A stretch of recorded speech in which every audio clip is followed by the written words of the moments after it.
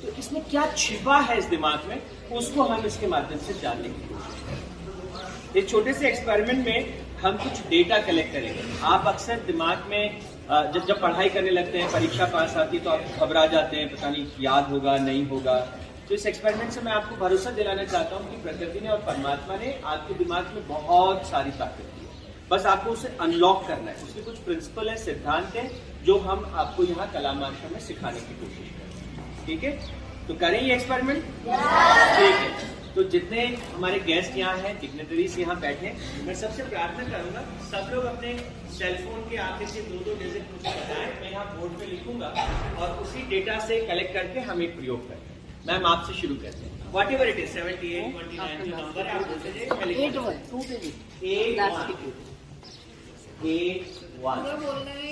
नहीं, आखिर के 2 बोलते जाइए कहीं से। 5-7 ठीक है, मैं लिखता जाता हूँ। 5-7 1-9 5-5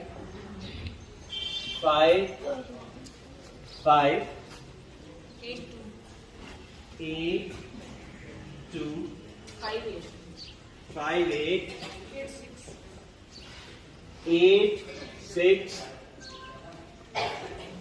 4-9 okay 4-9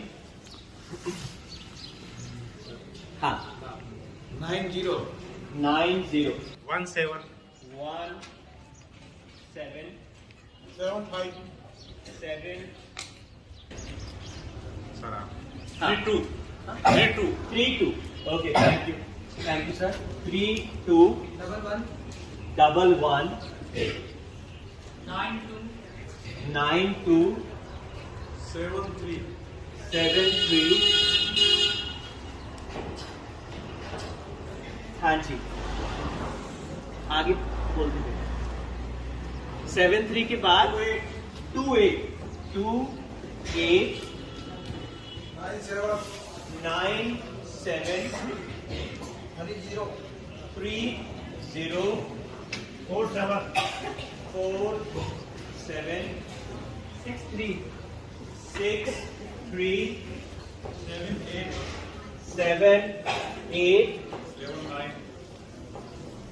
7-9 1-7